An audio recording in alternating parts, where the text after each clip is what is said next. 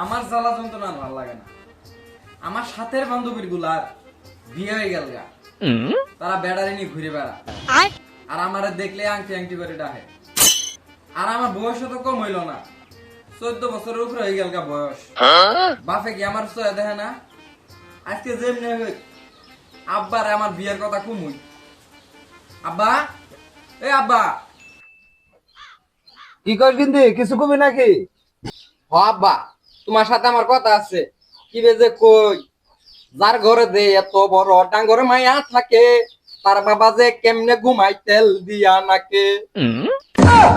खत्म bye bye. কিন্তু তুই এটা কি করলি? আমি তো কিছুই বুঝলাম না।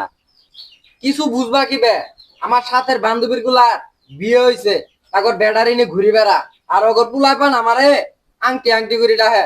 তুমি কি আমাকে সহে দাও না? আমাকে কি তুমি বিয়ে দিবা না? আহা গিন্দি, তুই কেবল নাইনে ফর আর একটা বছর যাই, তোকে এত বড় একটা মোবাইল কিনে দিবি, দেখবি তোর বিয়ে হয়ে যাবো গা। মাঝখানে থানা আমার 2.5 লাখ টাকা বাঁচবো। যাক, এতদিনে আঙ্গ আব্বা একটা কাজের কথা কইছে।